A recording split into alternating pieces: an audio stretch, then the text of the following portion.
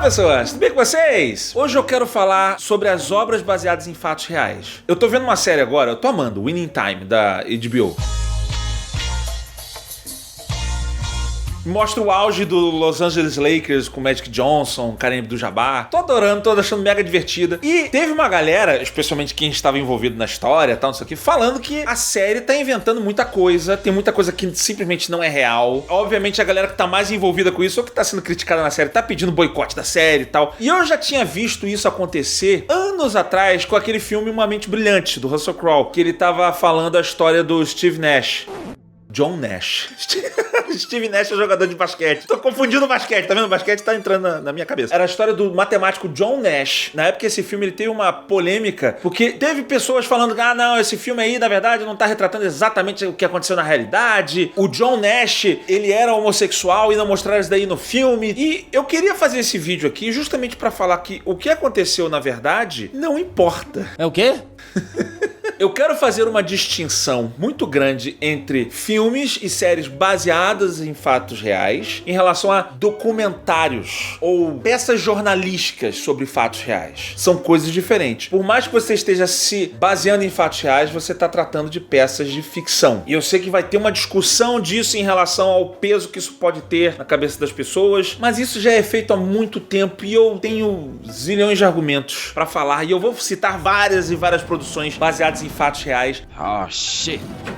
Here we go again. Das mais realistas às mais absurdas, tudo depois da vinheta.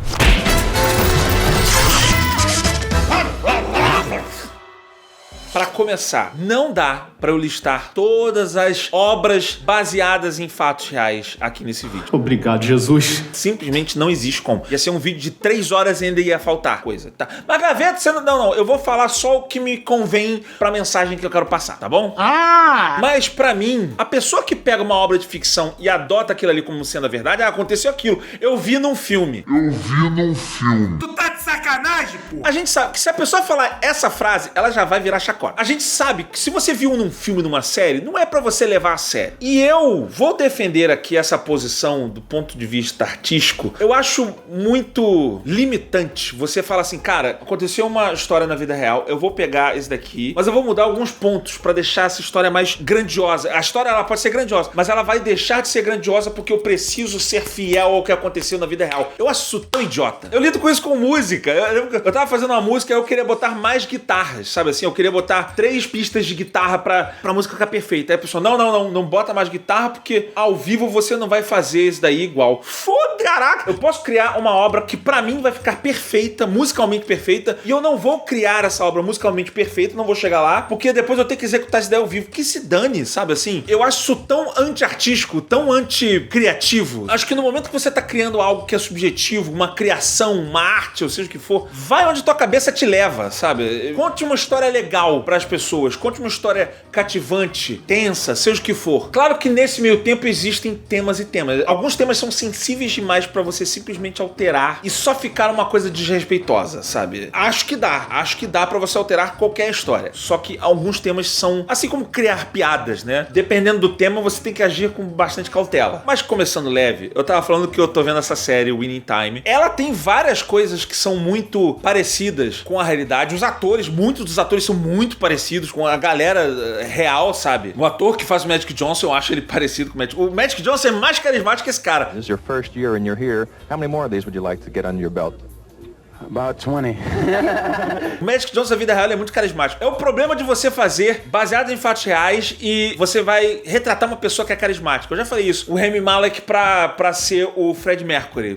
O Rami Malek, ele nem é carismático, assim. Ele é mais estranho do que ele é carismático. E o Fred Mercury da vida real era um poço de carisma, então não tem como. No Winning Time até eles vão adaptando ali. Mas é engraçado porque, assim, eles mudam algumas coisas em prol da história. E aí eu acho que é o primeiro mecanismo que eu quero falar sobre adaptações. Quando você tem coisas que são documentadas e que todo mundo vê, é muito difícil você mudar. Porque as pessoas sabem que não foi isso que aconteceu. Vai rolar uma dissonância cognitiva com você, porque você sabe como é que aquilo aconteceu, você viu aquilo acontecer. Os caras vão fazer uma conferência, uma entrevista, alguma coisa assim. Você sabe como é que aquilo ali aconteceu. Você vai lembrar da realidade realidade, vai ver a ficção, você vai fazer uma comparação direta, é difícil. Eles tiveram que lidar com isso daí quando eles fizeram Cidade de Deus. Cidade de Deus, no meio do filme, tem lá uma entrevista no meio que é do Mané Galinha, que é outra produção baseada em fatos reais que botou uma porrada de coisa em volta. É aquele lance, quando você vai contar uma história, você pode contar ela do jeito exato como ela aconteceu, mas se você der aquela floreada, a história ela fica melhor. Fica melhor. Eu posso só falar pra você assim, deixa um like aqui no vídeo que vai ser bom pra gente. Mas se eu falo, cara, quando você dá um like, tudo vai melhorar, porque a gente vai passar a ficar mais relevante aqui no YouTube, então as nossas produções vão melhorar, muitos mais vídeos sairão, e sabe, a sua vida vai melhorar, você vai ver um arco-íris trazendo potes de ouro na sua mão.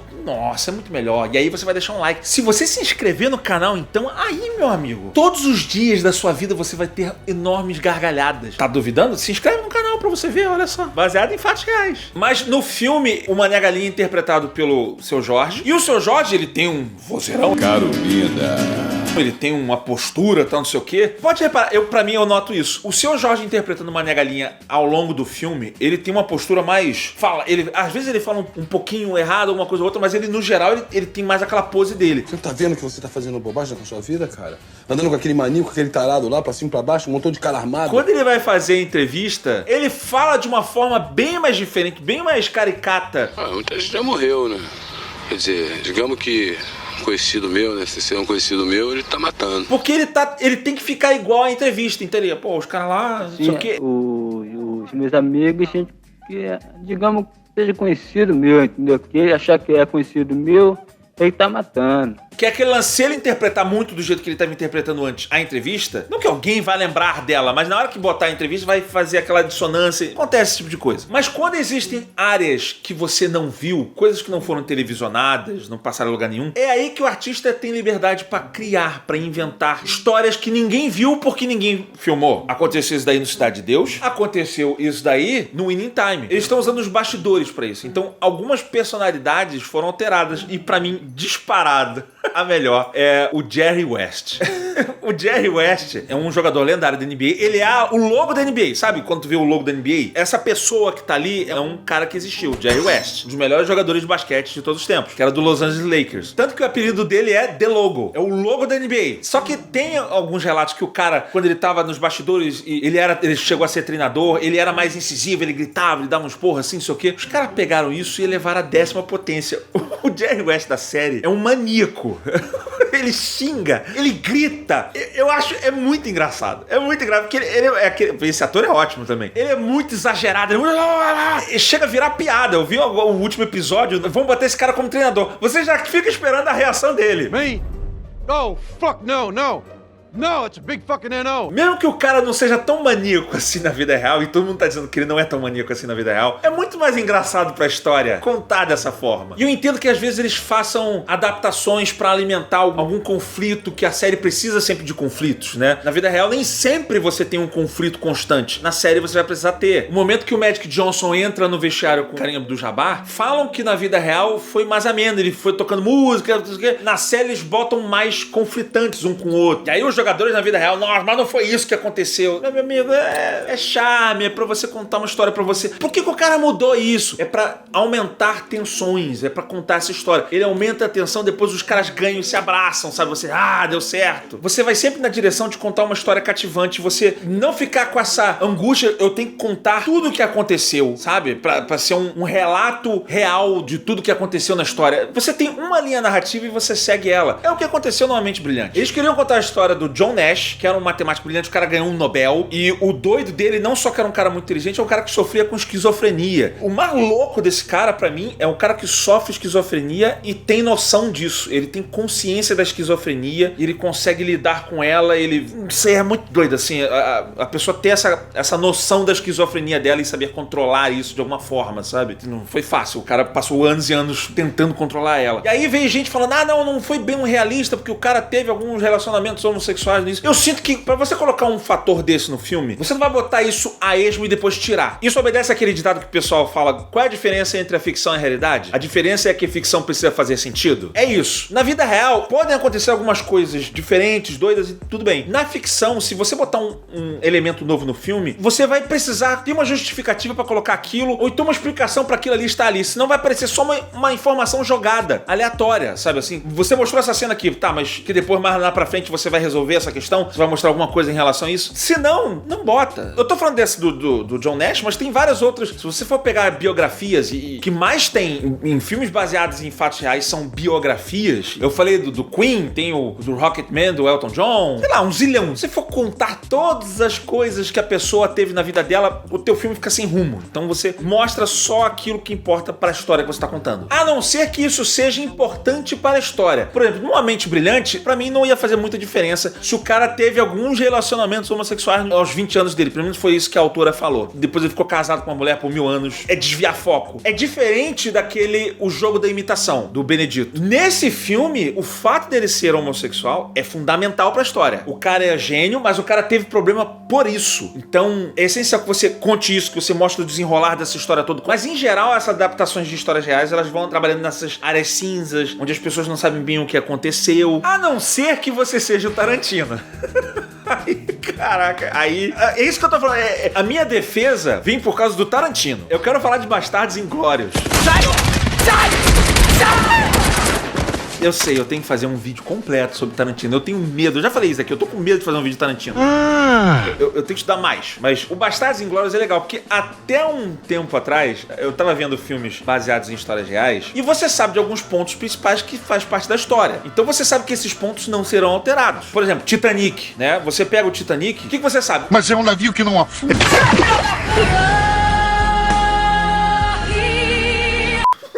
Isso você sabe. Mas aí o James Cameron, ele pega e trabalha nas áreas cinzas, sabe? Cara, pode ter rolado um romance ali dentro, né? Toda a história do Jack e da Rose. Não tem como exatamente a gente saber disso. E mesmo que não tenha, se alguém pesquisar a fundo, tudo bem, sabe assim? É uma coisa que foi documentada ali dentro. A gente sabe só do naufrágio, como é que aconteceu. Então, as partes que são documentadas, as partes que todo mundo sabe, ele fez daí com uma maestria. Inclusive, semelhança de atores em relação a personagens, ao capitão, a personagens importantes. Mas, por mais louco que ele faça a história acontecer do Jack, da Rose, a gente sabe que o navio vai afundar. Então você fica vendo a história baseada nisso. Ele trabalha com isso. Aí me chega o Tarantino pra fazer o Bastardos Inglórios, cara, uma história que vai se passar na época da Segunda Guerra, né? Tem os nazistas lá. Bom, sabemos como vai acabar o nazismo. O Hitler vai ser sufocado pelos exércitos, vai se matar, todo esse lance assim. Então começa a história do Bastardos. Eu não sei se outras pessoas tiveram isso, essa sensação. Eu tô passando aqui a minha experiência. Eu comecei a ver uma história sobre os nazistas perseguindo os judeus e tal, esse tipo de coisa. E a história foi desenrolando, eu sei o que vai acontecer. Não, tá, eu sei o que vai acontecer. Mas eu não sou uma pessoa que estuda a fundo tudo que aconteceu, né, durante a Segunda Guerra, tal, partido nazista. Eu não sei exatamente o que aconteceu. O macro, eu sei as motivações e tal. Os kamikazes se fuderam, os japoneses se fuderam e os americanos ganharam a guerra. Então tá passando o filme e eles vão mostrando, eu sei que tem várias liberdades artísticas que ele vai tomando ali. O próprio grupo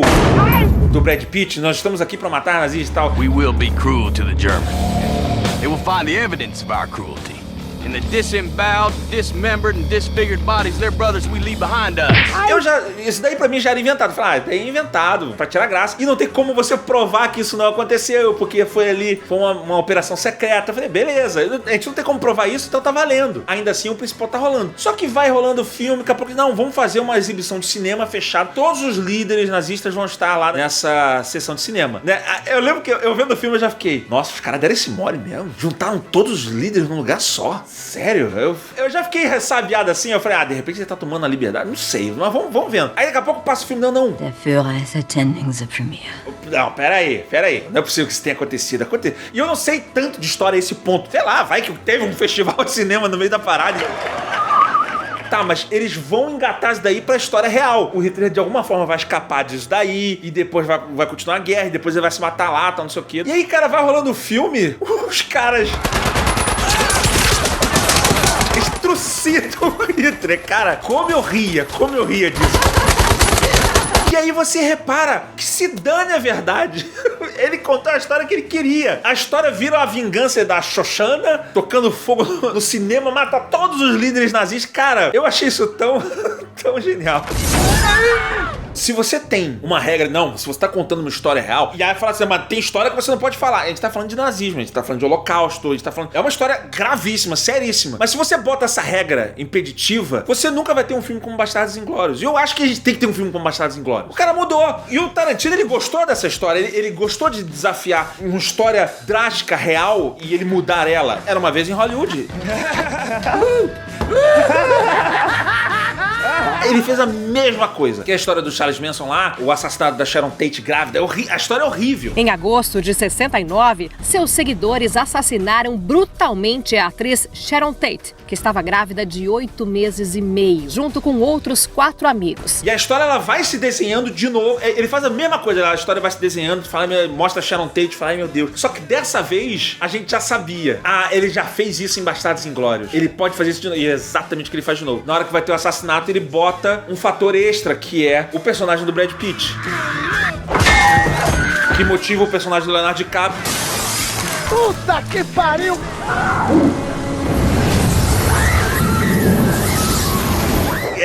É satisfatório demais ver aquela cena final.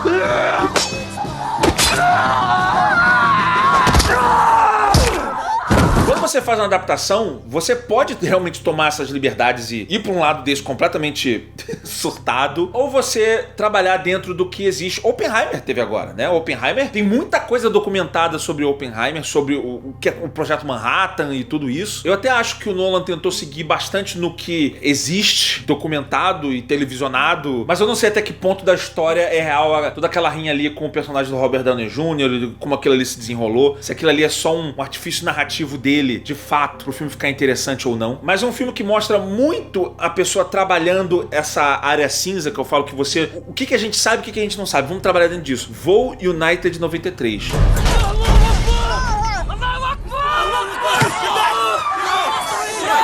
O filme tenso do cara.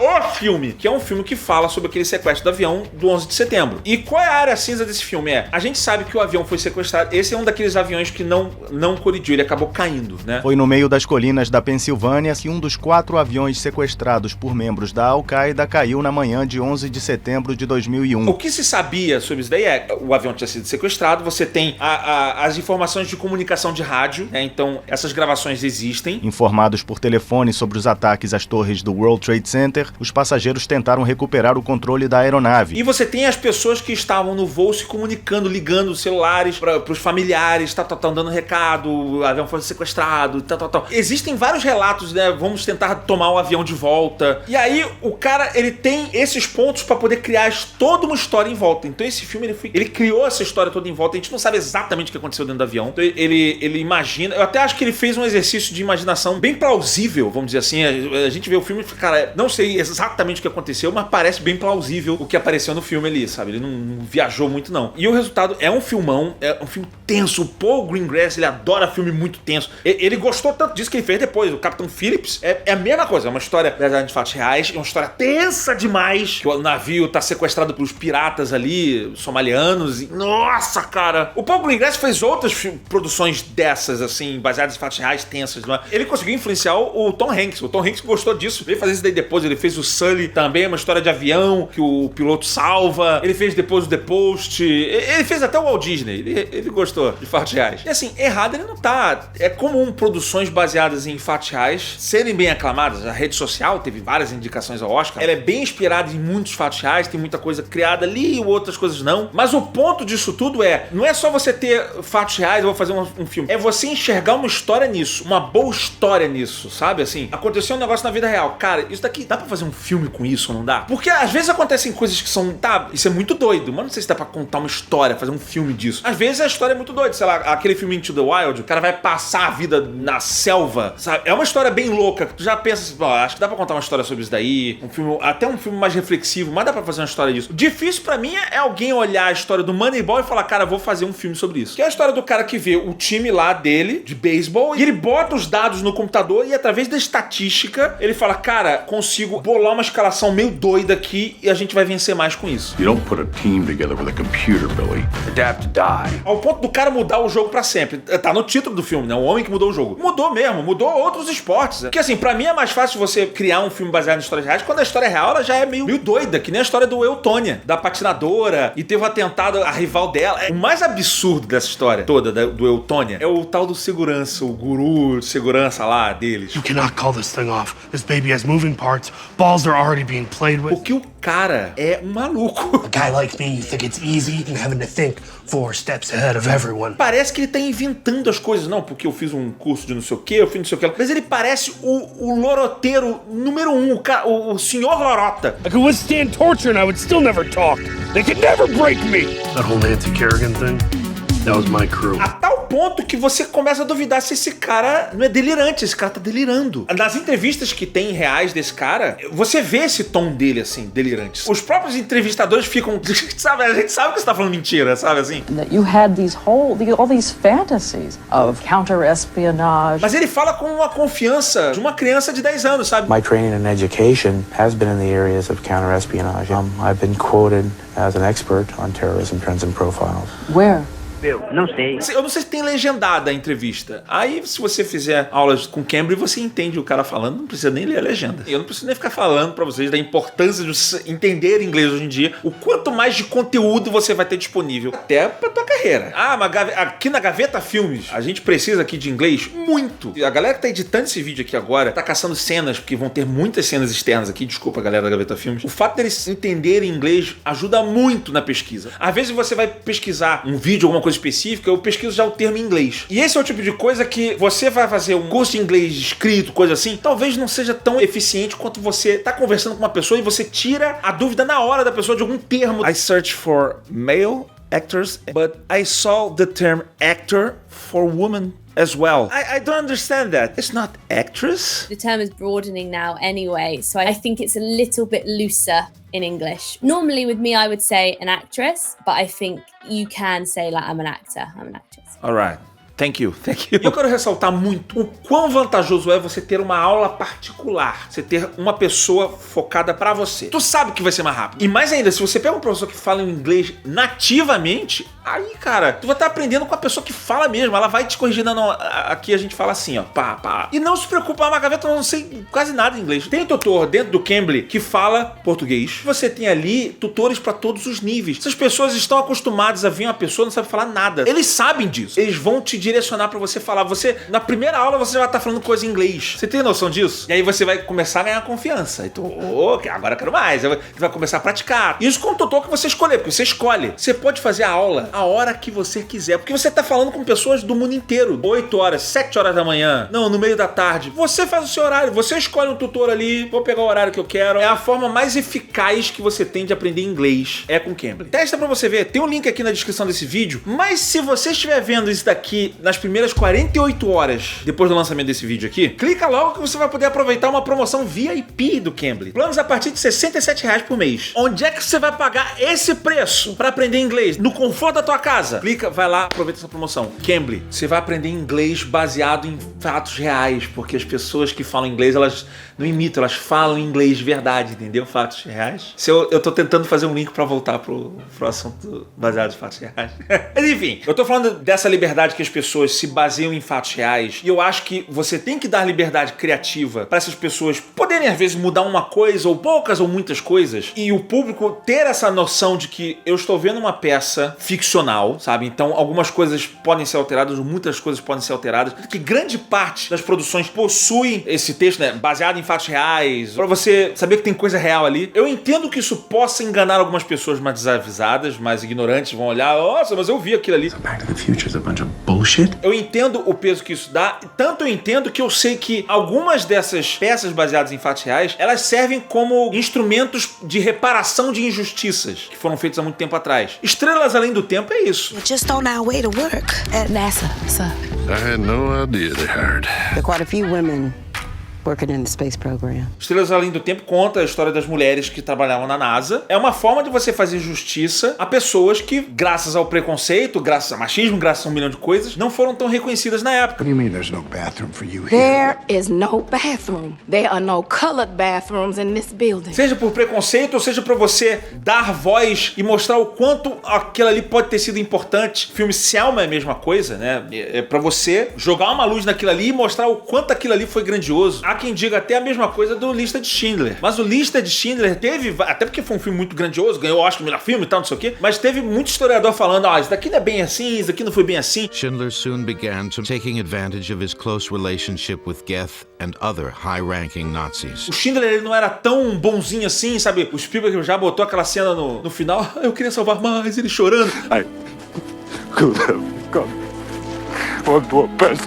E há quem discute e tal. O que eu fiquei mais horrorizado é que o vilão do filme, né, que é interpretado pelo Ralph Fiennes, Today is history and you are part of it. Eu achei que esse cara era inventado pro filme. E não é. Esse Amon Goeth tal, é de fato um cara que existiu, era sádico num nível tão agressivo que ele foi afastado das funções dele pelos nazistas. Você tem noção? O cara, ele era tão psicopata que até os nazistas achavam ele, pô, meu irmão, tá pegando pesado demais. Porque a gente tá sabendo como funcionam as adaptações de fatos reais, a gente sabe que vão romantizar uma parte ou outra, ou vão fazer alguém pior ou melhor do que foi na realidade. Dizem que aconteceu muito isso daí com Coração Valente, que é a história da libertação da Escócia, e que tem muita romantização ali. They may take our lives, but they'll never take our freedom! Também se aproveitando do fato que não tínhamos como documentar tão precisamente o William Wallace na época. Então tem muita coisa que pode ser inventada, faz toda uma história de amor e não sei o que lá. Pessoas que eram pra ser mais virtuosas não foram tão virtuosas assim na vida real e vice-versa. E eu entendo, e eu espero que você também entenda isso, que todo mundo que vai contar uma história, ele vai contar uma história de uma forma enviesada. Até se você está fazendo um documentário. Documentários são enviesados. Pra quem está fazendo documentário, não tem jeito. O que me dá ódio é quando fica besta, cafona e idiota. Cara, eu tenho um ódio de Pearl Harbor. Pearl Harbor. Ok, é do Michael Bay, já pra começar. Genius. E antes que alguém fale, não, mas é o Michael Bay é uma merda, gente. O Michael Bay é aquele cara que faz o filme ruim que a gente gosta. O melhor filme do Michael Bay é A Rocha. Amor, que bom sentir você perto de mim. Esse é o auge da vida desse cara, A Rocha, e Transformers. Meu nome é Optimus Prime, num ninho de mafagafustinho 7 mafagafinhos. Esse cara se meteu a fazer um filme histórico que foi o Pearl Harbor. Totalmente seguido do sucesso de Titanic. Vamos fazer um negócio baseado em fatos reais, vamos botar uma história de amor no meio, Era muito nessa onda. Ele tem um negócio no final que me causa tanto ódio, que acontece o ataque a Pearl Harbor, e aí eles vão mostrar o general japonês. E aí o general japonês se empina lá e ele fala isso. Vá tomar no... Caralho, meteram essa, mané. Caraca, cara! Cara, isso é puro suco de soberba americana. Puro suco de soberba americana, somos os donos do mundo. Awesome barbecue, awesome pool.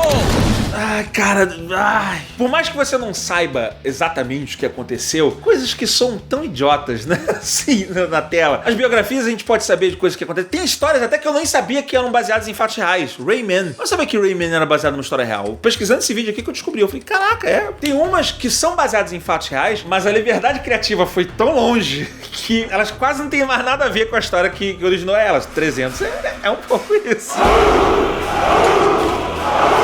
Eu não sou líder de coisa nenhuma. Da puta. Realmente existiram os 300 de Esparta, a guarda de elite do rei Leônidas. Não foi só os 300, tinha os 300 que era elite e foram uma galera, mais não sei quantos lá. Mas de fato eles enfrentaram o exército dos persas, que era muito maior.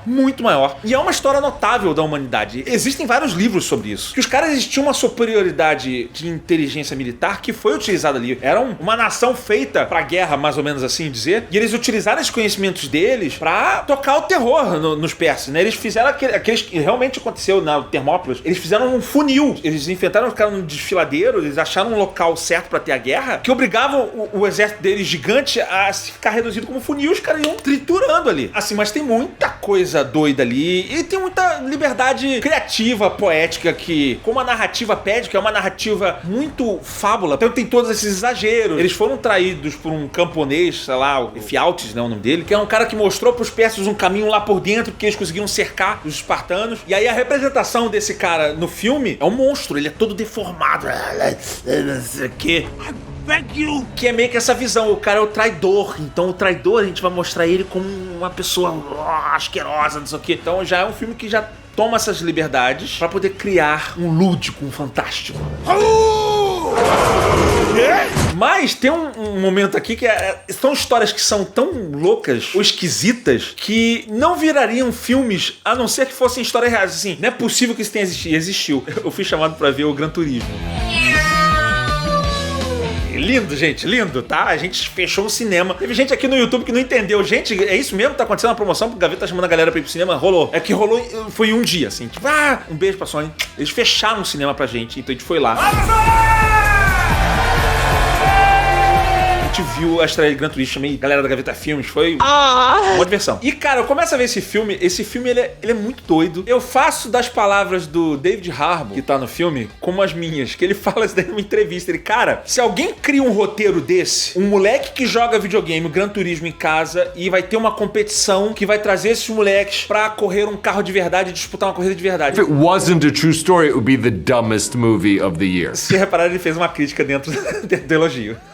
Mas assim, é uma história esdrúxula. Mas o que fez o filme ser válido é, cara, aconteceu. Aconteceu. Ele era um campeão de Gran Turismo, ele corria Gran Turismo, teve essa competição, é tipo um reality show, acredito, né? Tipo, vai ter não sei o que lá, o cara que ganhar o Gran Turismo aqui vai correr o carro. Aconteceu, ele correu e eles disputaram a Le Mans. Eles conseguiram um pódio na Le Mans. É tipo, caraca, cara. Algumas histórias dessas de cinema, elas são boas porque você sabe que elas são reais. Porque se não fossem reais, tu fala, isso daí é mentira, isso daí não aconteceria. E o fato dela ter acontecido faz o filme ficar muito melhor do que ele realmente é. Eu posso até pegar filmes excelentes, Prenda-me se for capaz. Eu acho um ótimo filme, mas você saber que isso daí aconteceu. Não, isso não pode estar acontecendo. O moleque, ele conseguiu enganar as pessoas que ele era um piloto de avião.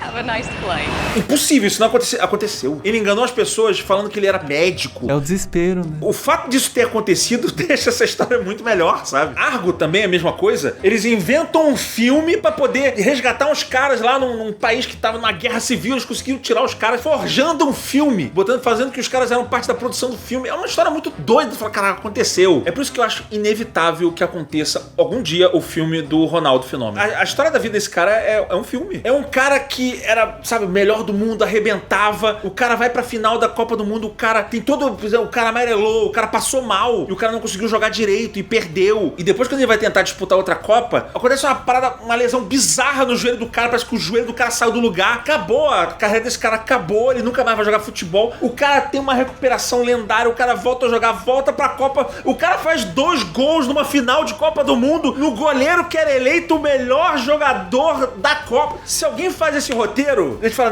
não iam acontecer tantas coincidências assim, sabe? E aconteceu.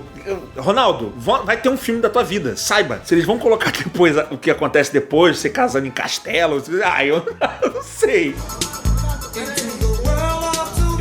Assim, tem histórias que são loucas e o pessoal ainda pira mais, né? O Lobo de Wall Street, pelo que eu tava vendo, não teve na vida real nenhum arremessamento de anões. My name is Jordan Belfort. Apesar que eu tava lendo um texto sobre isso, eles falaram que teve isso, mas numa despedida de solteiro, não dentro do escritório. Mas outras maluquices que aparecem no filme dizem que teve. E tinha um clima meio de loucura, e tinha esse clima empolgação, e ele gritando, falando com as pessoas vibrando. Não é nada difícil a gente imaginar isso acontecendo. A gente vê isso daí hoje em dia.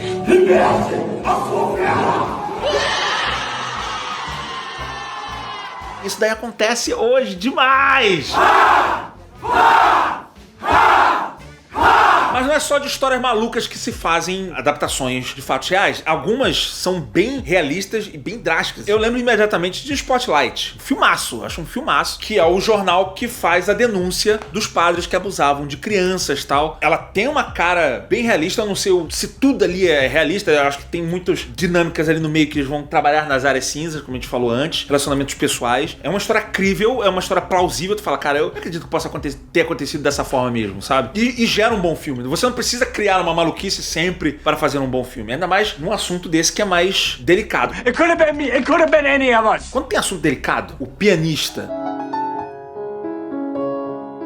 Nossa, cara, O Pianista é um filmaço também. Você tá vendo o holocausto ali. Tem muita criação de coisas que a gente simplesmente não tem como saber. Você vai ter relatos dos sobreviventes, inclusive do tal do oficial que ajudou o protagonista, o pianista. Dizem que isso aconteceu, que teve um oficial, né, que ajudou ele. Eu só não sei qual foi o fim dessa história. E de fato teve o pianista. Teve o relato dele, que acho que originou a história desse filme. É uma história drástica.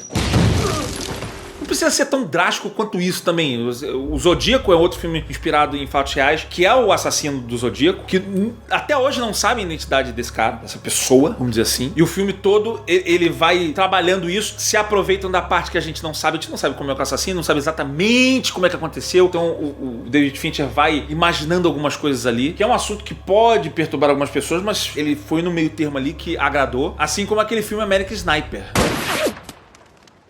É também um filme baseado em fatos reais do Sniper. É um filme que você pode pensar que a princípio você não vai comprar a briga, porque o americano tem esse lance de exaltar o exército dele, os atiradores, né, e botar tudo como grandes heróis. Mas ele, não só porque é baseado numa história real, ele conta a história de um jeito que torna ela plausível pra gente. Tirando aquele neném. Aquele neném não tá plausível, não.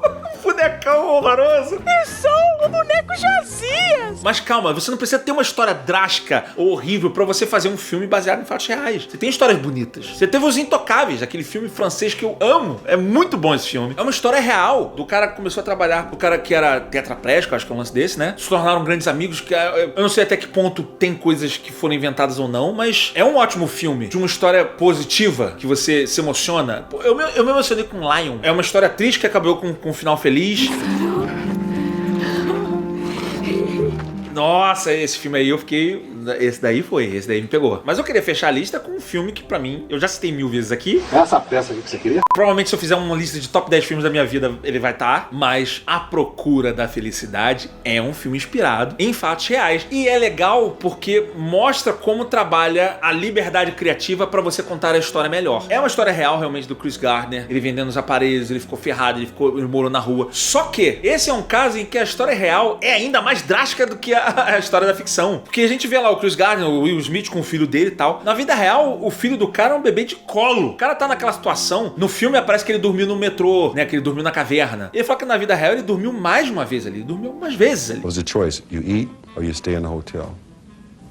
We chose to eat. A vida real foi muito mais cruel. Só que qual é o lance da adaptação da história? Primeiro que pra você filmar com neném, não dá pra você filmar com neném. Tem até todas as regras disso, por isso que a gente tem bebês digitais horrorosos na ficção. Por favor, me ajudem. Fora que tem o problema narrativo disso. O bebê, ele não responde emocionalmente tão bem quanto a gente precisa numa tela. O bebê, você olha pra ele, ele ri, dependente da situação. Ou ele chora, independente da situação. Fica muito melhor pra produção você aumentar a idade da criança e ser uma criança que já responde emocionalmente ao protagonista, pra deixar a história muito mais comovente. Então se o cara tá rolando uma tristeza, a criança vai chorar e... No momento lá que o menino perde o boneco, ele não tá chorando só porque ele tá com fome, ele tá sem casa, ele tá chorando por causa da situação, sabe? Ele tá respondendo ao pai e um responde ao outro. Pra você chegar no final e no momento que esse cara conquista alguma coisa... Because tomorrow's going to be your first day. Yes, sir. E não vai abraçar só um bebê e o bebê só vai falar, quero mamar. Não, é uma felicidade genuína, um abraça o outro. Então é uma adaptação de cunho narrativa que funciona muito bem. Não tem problema você fazer esse tipo de adaptação pra você contar uma história tão bem quanto ela foi contada. E ela foi honrosa ao Chris Gardner. Tanto é que o Chris Gardner aparece no final do filme. É uma forma bem poética como ele passa ali. É muito legal, cara. Esse filme, eu amo esse filme, gente. Eu amo esse filme. Ele era um dos principais filmes daqueles filmes que me fizeram chorar. Se prepara pra ver esse vídeo aqui. Mas falando de obras inspiradas em fatos reais, Oppenheimer é um filmão. Eu achei. Vê a minha crítica que você vai entender. Porque aqui você só vai ficar com um beijo bem forte na sua bundinha.